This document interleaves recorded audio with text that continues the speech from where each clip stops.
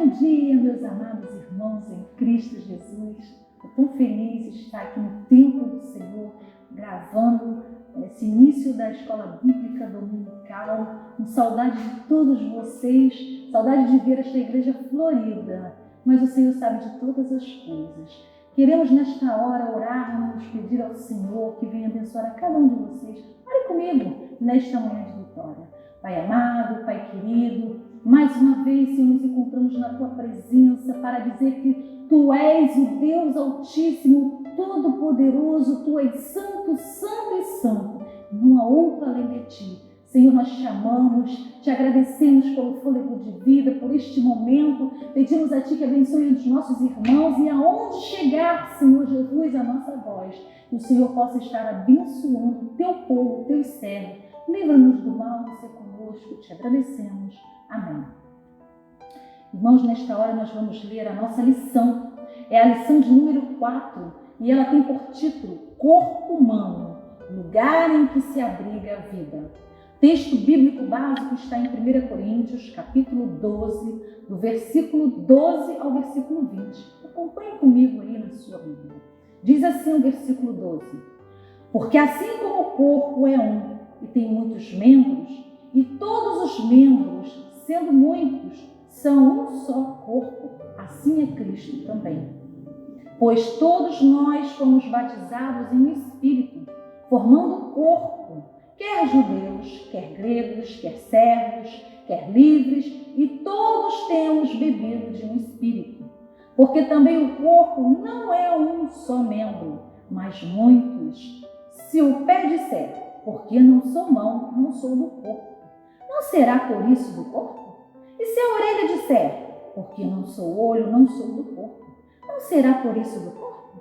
Se todo o corpo fosse olho, onde estaria o ouvido? Se todo fosse ouvido, onde estaria o olfato? Mas, agora, Deus colocou os membros no corpo, para cada um deles como quis. E se todos fossem um só membro, onde estaria o corpo?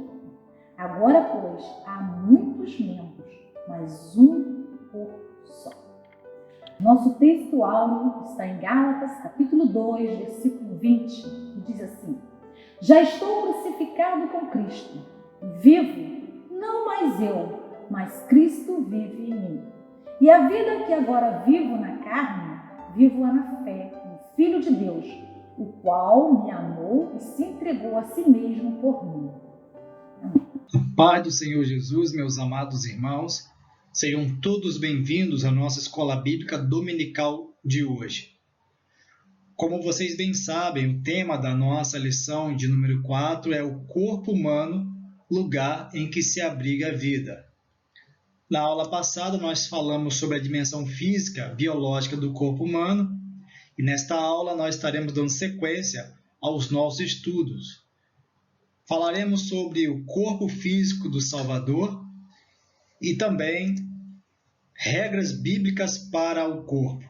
A nossa estimada irmã Ana Paula já fez a leitura do texto bíblico básico e também do nosso texto áureo.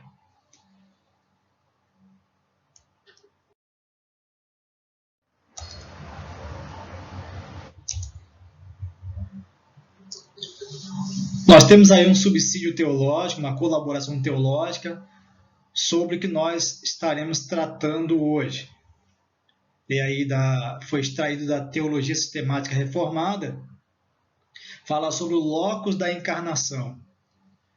É o lugar da encarnação, o mundo geográfico, físico e terrestre. A encarnação do Verbo ocorreu neste mundo que o Deus Criador destinou como habitação dos seres vivos, dentre os quais está notadamente o ser humano criado à sua imagem e semelhança. Jesus Cristo veio ao mundo em uma região chamada Palestina, nasceu em Belém da Judéia e cresceu em Nazaré da Galiléia. Desenvolveu seu rico ministério ao percorrer cidades, vilas e aldeias e, finalmente, foi julgado e condenado à morte de cruz em Jerusalém.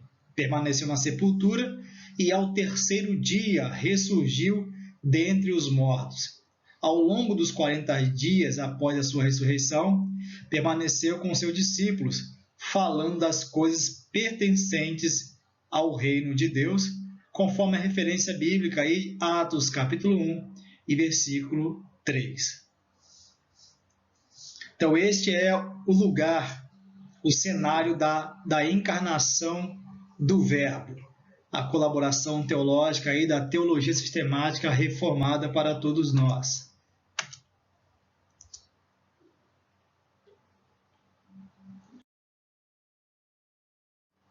Nosso tópico 2 fala sobre o corpo físico do Salvador.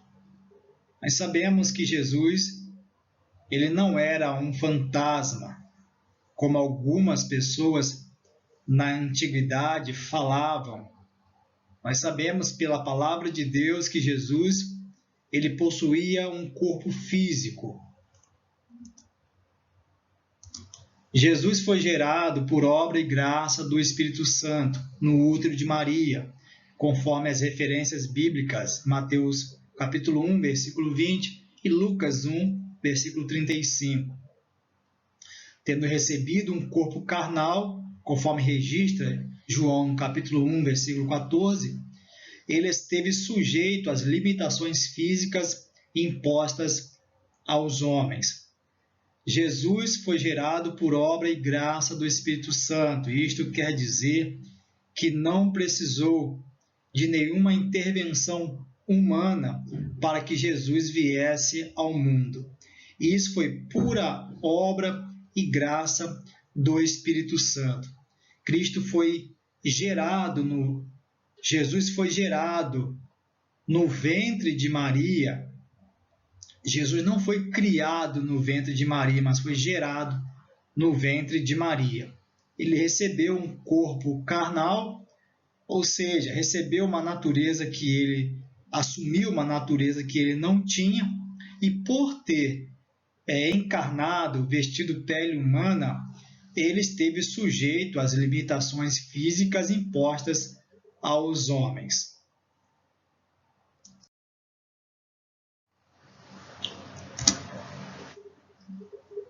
Vamos falar um pouco agora sobre o nascimento virginal e a concepção virginal. O teólogo pentecostal Cláudio Honor de Andrade, em seu livro As Verdades da Fé Cristã, ele aborda esses dois assuntos com total responsabilidade. O nascimento virginal, na concepção do Verbo de Deus, não houve o que se passou a denominar de nascimento virginal. O que realmente se deu foi o mistério da concepção virginal, conforme profetizou Isaías, que está registrado no capítulo 7, versículo 14. O que nós estamos lendo agora é que essa doutrina do nascimento virginal é essencialmente católico-romana. A Igreja Católica Apostólica Romana acredita que Jesus saiu do ventre de Maria de forma sobrenatural e após esse nascimento deixou ela permaneceu virgem perpetuamente. Mas o que com total responsabilidade o teólogo pentecostal diz que Maria, como as demais mulheres, sentiu as dores de parto ao dar à luz ao Cristo. E Jesus, a nossa semelhança, deixou o ventre materno natural e não sobrenaturalmente, ao nascer em Belém de Judá. A Bíblia afirma que Jesus, embora sobrenatural e virginalmente concebido, teve um nascimento como de qualquer outra criança. Ele não nasceu, o ato do nascimento não foi nada sobrenatural, mas foi algo normal, como a de qualquer outra criança. Vamos agora falar sobre a concepção virginal. Vamos falar agora sobre a concepção virginal. O teólogo também, Cláudio Honor de Andrade, fala que A concepção virginal de Cristo constitui-se na descida do Espírito Santo sobre Maria, gerando em seu ventre, sem qualquer auxílio humano, o Verbo de Deus. Através deste ato miraculoso, tornou-se Jesus também verdadeiro homem. O Verbo se fez carne e habitou entre nós. João, capítulo 1 e versículo 14. Então, a concepção virginal constitui-se nessa obra gloriosa, nessa graça gloriosa do Espírito Santo sobre Maria, gerando em seu ventre, sem qualquer auxílio humano, sem qualquer intervenção humana, o Verbo de Deus. Através deste ato miraculoso, Jesus ele passou a ter uma natureza que ele não tinha, que é a natureza humana.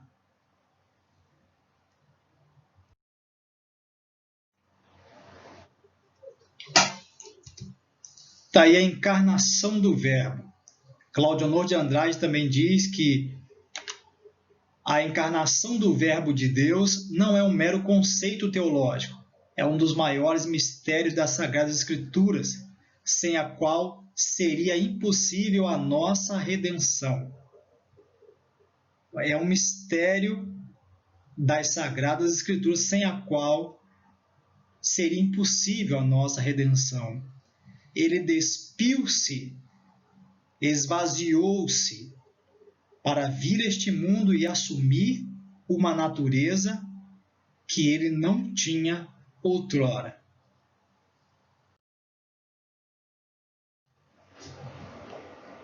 Vamos falar sobre a humanidade de Cristo nas Escrituras. Jesus, ao assumir uma natureza que ele não tinha, ele passou a experimentar, a vivenciar tudo aquilo que uma pessoa, ao nascer neste mundo, vivencia ou experimenta. A sua natureza física, está aí o seu nascimento, conforme a referência bíblica. Jesus não desceu do céu, ele nasceu de uma mulher. E o seu nascimento foi normal, passando por todas as fases que uma criança passa ao vir a este mundo.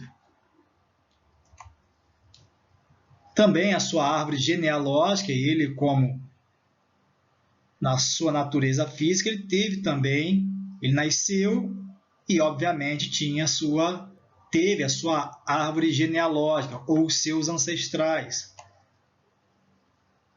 Também a Bíblia registra o seu crescimento,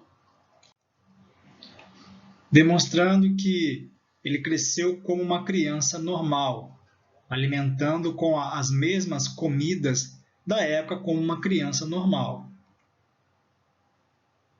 Suas limitações físicas. Jesus, ele como ser humano sentia fome. É em tudo idêntica ao de um ser humano comum, ser humano qualquer. Jesus também sentia sede. Jesus também ficava cansado, sofria dor. A sua percepção pelos homens, demonstrando que Jesus foi tocado pelos homens, por aqueles que andavam com ele. Também demonstrando que ele não era um fantasma, mas era um homem de carne e osso. E por último aí a sua morte.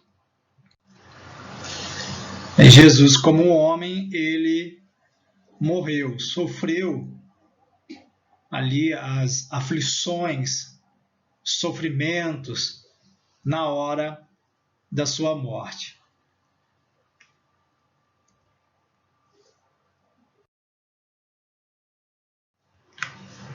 Falando ainda sobre a humanidade de Cristo nas Escrituras, agora vamos falar o aspecto psicológico e intelectual de Jesus. Quanto ao caráter de motivo, Jesus sentia emoções.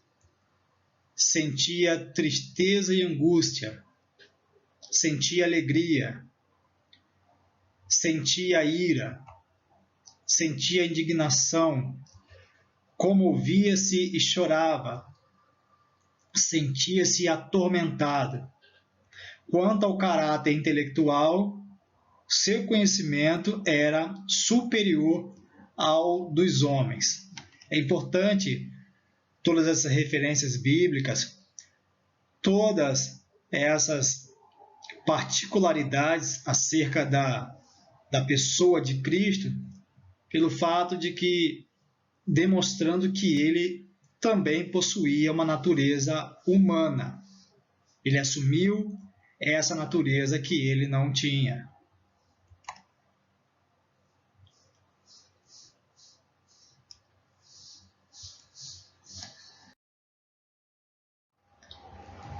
Vamos para o tópico 2.1, que é a união hipostática. União hipostática é um termo teológico para definir a doutrina de que Jesus é uma só pessoa, mas com duas naturezas, a divina e a humana.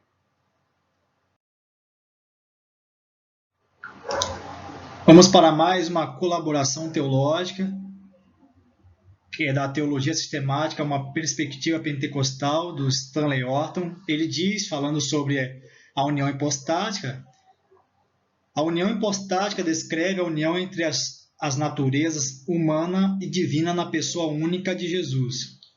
O ensino bíblico acerca da humanidade de Jesus revela-nos que, na encarnação, ele tornou-se plenamente humano em todas as áreas da vida, menos na prática de um eventual pecado. Então, a palavra hipostática, ou a união hipostática, quer dizer a união entre as naturezas humana e divina, numa única pessoa, a pessoa de Jesus. Então, não são duas pessoas, é uma pessoa só que possui duas naturezas, a natureza divina e a natureza humana. Essas duas naturezas não se misturam, de maneira que Jesus, ao encarnar, ele não, ao assumir a natureza humana, essa nova natureza não trouxe prejuízo à divina, nem a divina trouxe prejuízo para a natureza humana. Ele tornou-se plenamente humano em todas as áreas da vida, menos na prática de um eventual pecado. Em tudo, Jesus foi tentado, porém, sem pecado. Então, essa união hipostática descreve isso, a união dessas duas naturezas. Jesus não tinha essa natureza humana, mas passou a tê-la assim que ele encarnou. Para nós finalizarmos o tópico de número 2, falando sobre a união hipostática, sobre a natureza humana de Jesus, temos aí a colaboração do Franklin Ferreira, o teólogo reformado, que diz: a Igreja cristã confessa que Jesus é inseparavelmente verdadeiro Deus e verdadeiro homem. É verdadeiramente o Filho de Deus feito homem, nosso irmão, e isso sem deixar de ser Deus, nosso Senhor. Se Jesus Cristo não fosse o verdadeiro Deus, verdadeiro homem, estaríamos presos às mais densas trevas. Por isso, não podemos ter comunhão alguma com as seitas que ensinam que Jesus foi a primeira criatura, não a palavra de Deus. Então, a bela contribuição do nosso amado irmão Franklin Ferreira, onde ele diz que a Igreja cristã confessa que Jesus é 100% Deus, ele é 100% homem. Jesus é verdadeiro Deus e verdadeiro homem. Jesus ele é o Deus homem, ele é o homem Deus. Então ele deixa claro também que não podemos ter comunhão alguma com as seitas que ensinam doutrinas contrárias à fé cristã. Uma delas é a negação da divindade de Jesus e também a negação da sua humanidade. A Bíblia declara, deixa muito bem claro isto, que Jesus, ele é o Deus homem e ele é o homem Deus. É claro que essa palavra não está na Bíblia, mas o conceito dela está na palavra do Senhor. Jesus, ele é 100% Deus e 100% homem.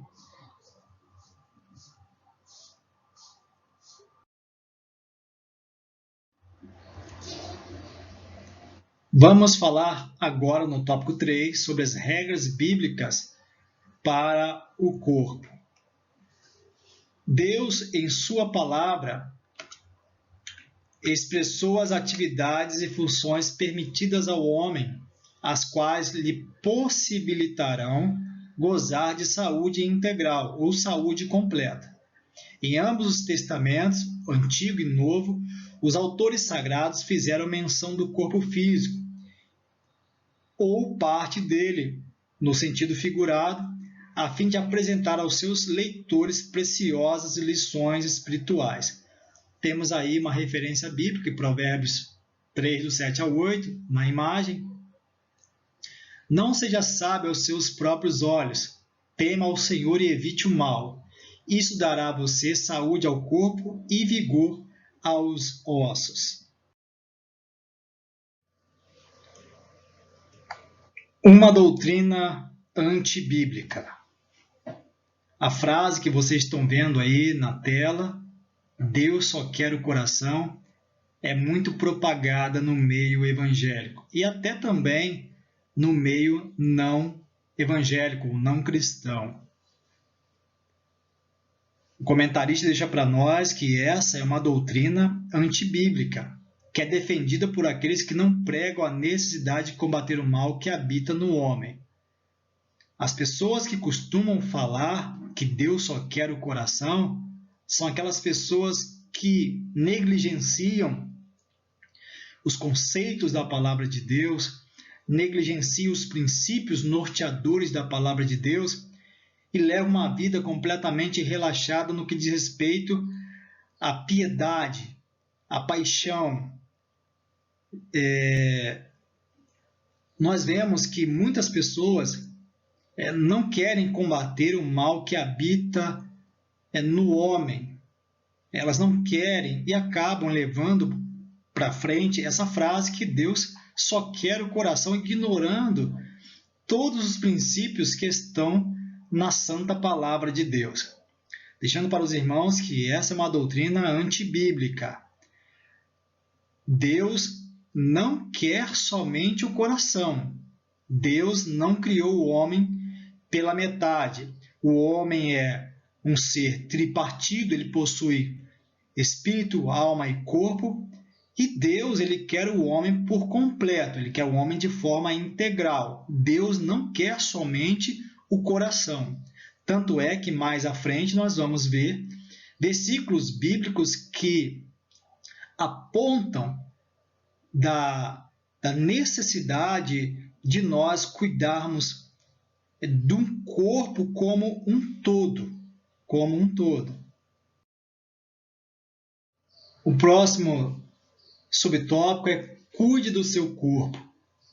Esse tópico vai levar todos nós a refletirmos sobre como nós estamos cuidando do nosso corpo. O comentarista diz assim: a expressão homem exterior, utilizada por Paulo em 2 Coríntios 4,16, é uma clara referência ao presente dado por Deus aos homens, a saber, o corpo. A ferramenta que nos permite interagir com a dimensão terrena da existência. É dever, portanto, mantê-lo saudável, utilizando-o apenas para o bem, para o Senhor, não para atos imorais, conforme a referência bíblica em 1 Coríntios 6,13. Os alimentos são para o estômago, e o estômago para os alimentos. Deus, porém, aniquilará tanto um como os outros. Mas o corpo não é para a fornicação, senão para o Senhor, e o Senhor para o corpo. Esse subtópico é muito importante porque trata da necessidade de nós mantermos o nosso corpo saudável, ou seja, cuidar do nosso corpo, que segundo a palavra de Deus é templo do Espírito Santo. O corpo é um presente dado por Deus aos homens, e a nossa obrigação é manter este corpo saudável. Deus deu esse presente e nós temos que cuidar desse presente.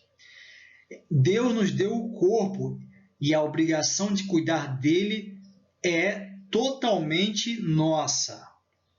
É lamentável como nós vemos tantos cristãos que possuem o manual de regra, fé e prática, que é a Bíblia Sagrada, não darem importância ao corpo, tratar o corpo de forma desleixada, tratar o corpo de forma ignorante.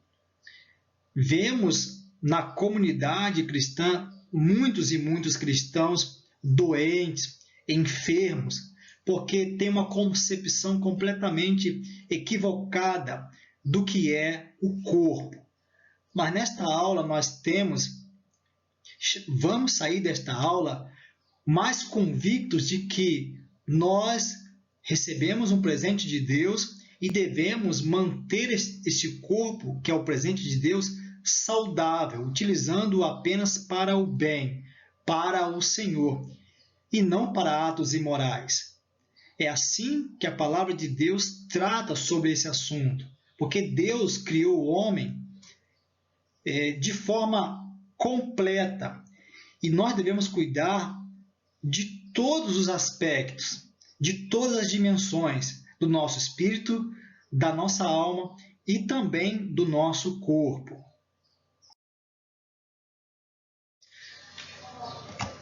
O aconselhamento bíblico quanto ao cuidado com o corpo. Paulo, escrevendo aos Efésios, diz: porque ninguém odeia o seu próprio corpo.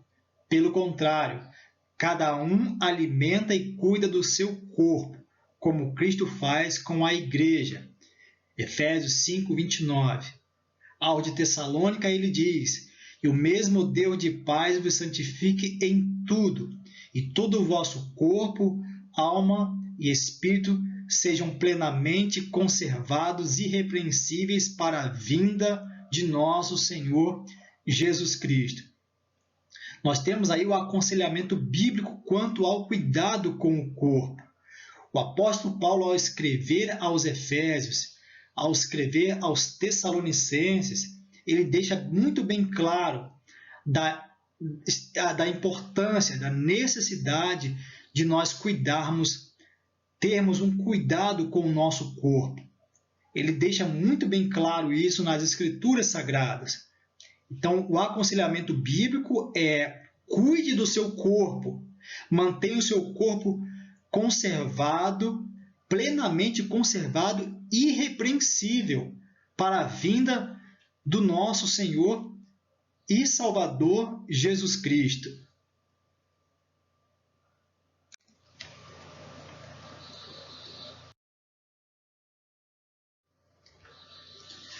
Quem cuida do seu corpo, ou quem cuida do corpo, tem saúde.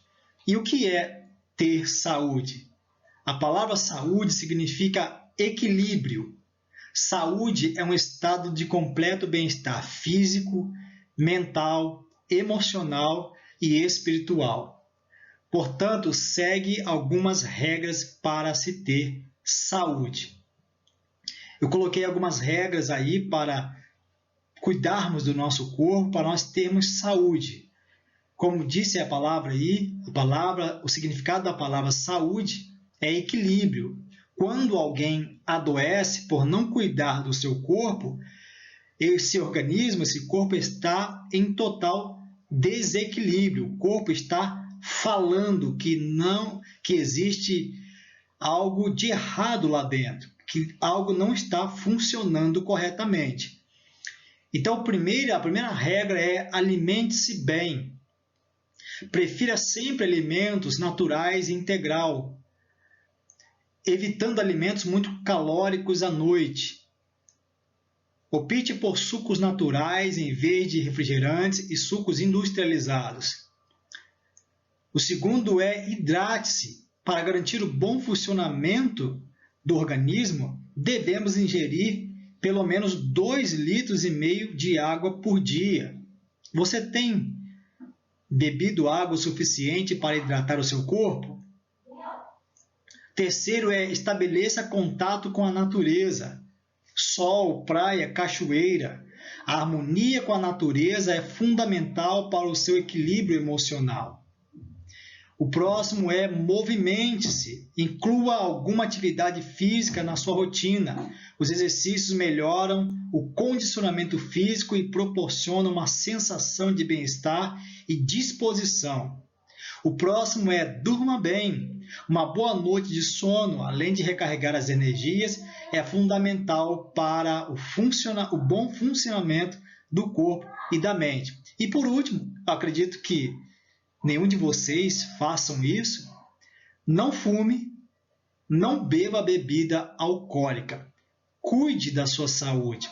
O templo do Espírito Santo, que é o seu corpo, precisa ser cuidado com uma boa alimentação, ingerindo água, 2,5 litros de água por dia, estabelecendo contato com a natureza, se expondo ao sol de forma moderada, indo a ambientes onde você tenha contato com a natureza, se movimentar, praticar atividades físicas, dormir bem entre 7 a 8 horas por dia e não fumar e não beber bebida alcoólica.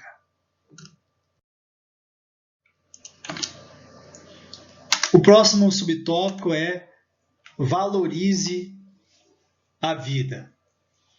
A vida humana é um bem de inestimável valor, que faz parte dos planos de Deus, desde a eternidade. O Altíssimo é o Senhor da vida e da morte. Nele estão a origem e o destino de todos os homens.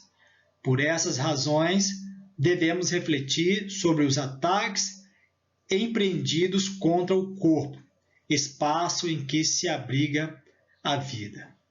Nós vamos falar agora sobre ataques que são empreendidos contra o corpo humano. E muitas pessoas, inúmeras pessoas, têm sofrido com esses ataques.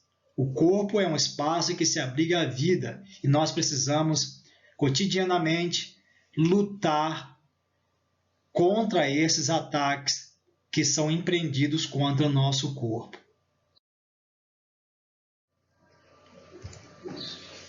Nós temos aí normas bíblicas acerca do corpo. Esse quadrinho aí com várias informações como normas bíblicas para o nosso corpo. Primeiro aí apresentar nossos corpos em sacrifício vivo, santo e agradável a Deus.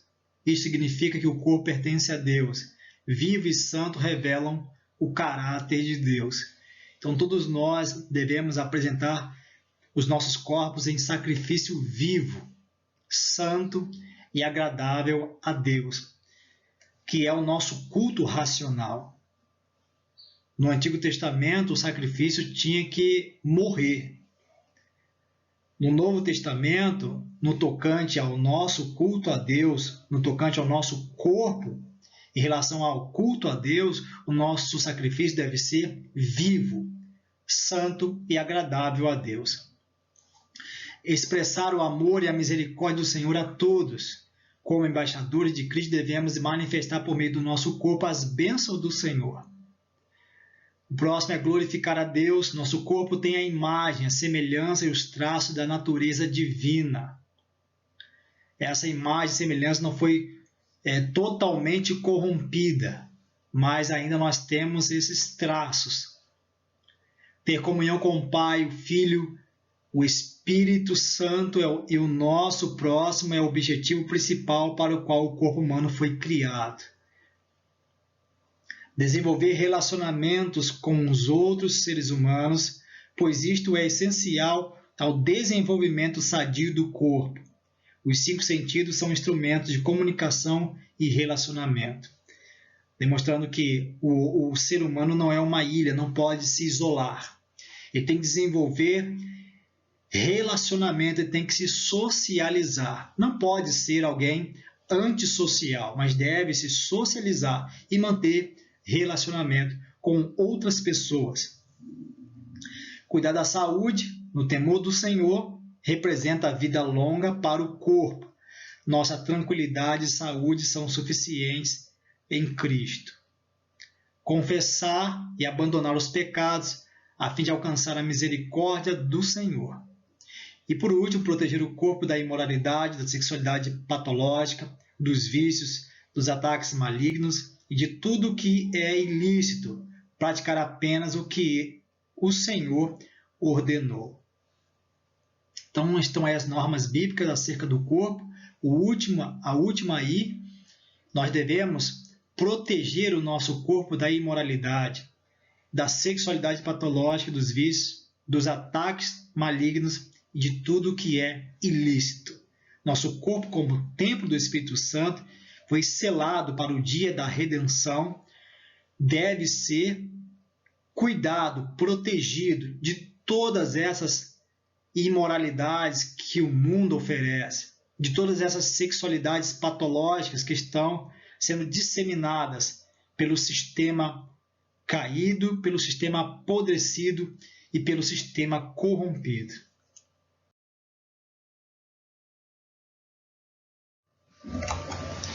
Próximo subtópico fala sobre homicídio.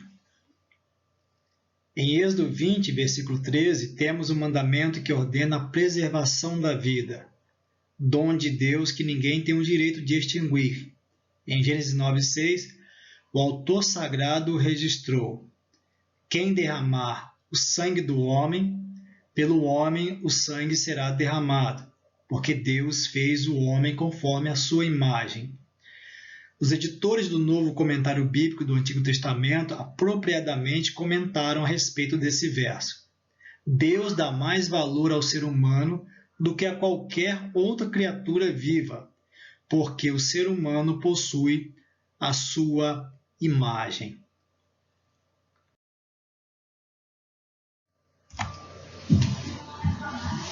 Agora nós temos aí alguns dados acerca do suicídio.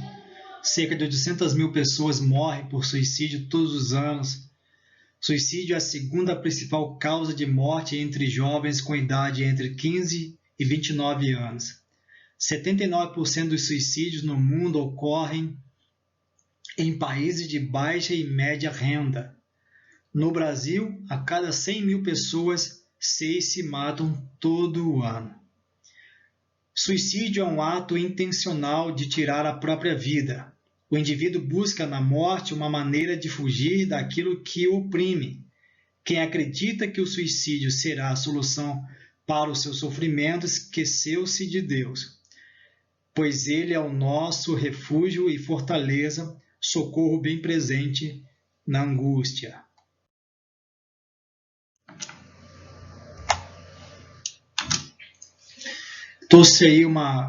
Eu trouxe uma colaboração do reverendo Hernandes Dias Lopes, num artigo que ele publicou em seu site, Suicídio, o assassinato de si mesmo.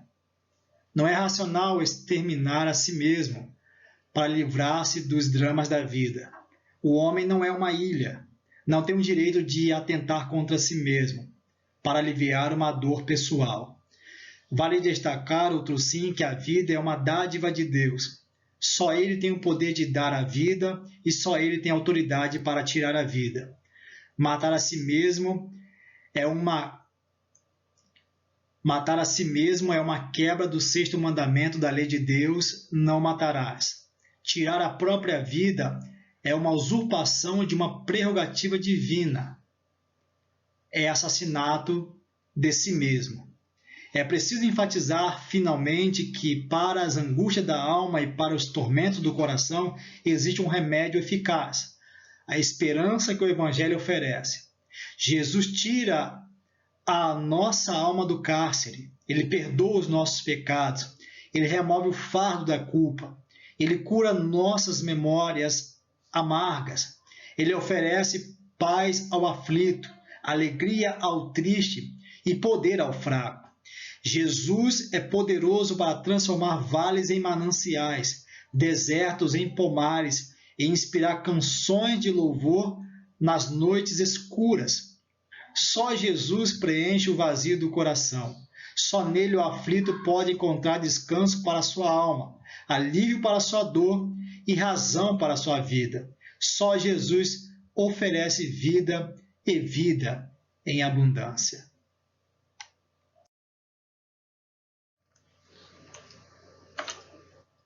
Por último, nós vamos falar sobre mutilação. Mutilar tem o sentido de desfigurar o modelo original. A Bíblia proíbe a mutilação física, conforme a referência bíblica Levítico 19 e 28, porque a desfiguração do corpo implica desonra a Deus, a cuja imagem o ser humano foi criado. Então, a mutilação também é outro tema onde deve ser abordado pelo fato de que o nosso corpo, afirmamos isso durante essa aula, o nosso corpo como templo do Espírito Santo não pode sofrer esses ataques, essa mutilação. Vemos aí no arraial evangélico tantas e tantas pessoas sem orientação bíblica, sem respaldo na palavra de Deus, mutilando seus corpos. Nós temos aí em evidência a moda. Uma das coisas que a moda tem oferecido e colocado no balcão é a tatuagem. Muitas pessoas que estão dentro das nossas igrejas estão tatuando os seus corpos e levando isso como se fosse algo completamente normal. Mas nós, como templo do Espírito Santo, que já fomos selados com o Espírito Santo da promessa, nós não podemos ser picados por essa serpente do engano, por esse engodo de Satanás mutilando o nosso corpo. O corpo, como templo do Espírito Santo, deve ser cuidado, zelado. O corpo, como templo do Espírito Santo, deve ser colocado não na vitrine da luxúria, mas deve ser colocado em sacrifício vivo, santo e agradável ao nosso Deus. Portanto, meus amados irmãos, nós devemos fugir de todo e qualquer ensinamento ou doutrina que vai em contradição ao que a palavra de Deus ela nos ensina. Tatuar o corpo também, na minha concepção, é uma forma de mutilar o seu corpo. Está desfigurando o modelo original criado por Deus. Tantas e tantas pessoas têm naufragado, têm entrado nessa canoa furada e estão mutilando seus corpos por causa da moda, porque todo mundo está fazendo, porque a maioria está fazendo. Lembrando que a igreja, como a noiva do Cordeiro, ela deve sempre andar na contramão desse sistema que está adoecido e está apodrecido. Então fica aqui o meu apelo e o nosso apelo para que nós venhamos fugir de toda e qualquer doutrina e ensinamento que vão contrário à palavra do nosso Deus. Bom, chegamos ao final da nossa aula e temos essa conclusão. Fiquemos, pois, com a exortação paulina. Será que vocês não sabem que o corpo de vocês é o templo do Espírito Santo que vive em vocês e lhes foi dado por Deus? Vocês não pertencem a vocês mesmos, mas a Deus, pois Ele os comprou e pagou o preço. Portanto, usem o seu corpo para a glória dele. 1 Coríntios, capítulo 6, versículos 19 e 20. Fiquemos, pois, com essa exortação bíblica, essa exortação paulina, essa exortação inspirada pelo Espírito Santo. Vocês não pertencem a vocês mesmos, vocês pertencem a Deus. Portanto, glorifiquemos a Deus no nosso corpo. Cuidemos do templo do Espírito Santo, que é o nosso corpo. Utilizemos o nosso corpo para a honra e para a glória do nosso Deus. Eu quero orar com você nesta hora e que Deus venha neste momento tão difícil que nós estamos atravessando, venha nos proporcionar essa graça de nós honrarmos a Deus com o nosso corpo também. Oremos ao Senhor. Eterno e maravilhoso Deus, nós queremos louvar e glorificar o Teu santo nome neste dia, por esta grande e única oportunidade de estar na Tua presença, de estar, Senhor, ouvindo a Tua palavra. Pai Santo, eu oro a Ti neste momento para que o Senhor venha nos ajudar a sermos, ó Pai querido, mais santos, mais cristãos de verdade. Eu oro a Ti neste momento, ó grande Deus, para que a Tua mão poderosa que faz o bem venha continuar estendida sobre todos nós. Que essa importante aula venha a ser um divisor de águas na minha vida e na vida de todos aqueles que estão assistindo este vídeo. Que nós venhamos cuidar do nosso corpo, que segundo a Tua palavra é templo do Espírito Santo, que cuidemos dele, que venhamos zelar por este corpo, que um dia será revestido de imortalidade, de incorruptibilidade, que será, ó Deus, transformado em um corpo glorioso. Senhor, eu entrego, Pai Santo e Deus querido, nas Tuas mãos, todas as pessoas que estão me ouvindo agora. Eu entrego, ó Deus, nas Tuas mãos. Rogamo-lhes a Tua bênção. Rogamo-lhes, ó Deus, a Tua graça e a Tua misericórdia sobre todos nós neste momento. Em nome do Teu Filho amado Jesus, é o que eu te peço e já te agradeço. Em nome de Jesus. Amém e graças a Deus. Tenham todos um excelente dia e que Deus continue nos abençoando. Fiquem todos na paz e até breve, se assim Deus quiser e permitir.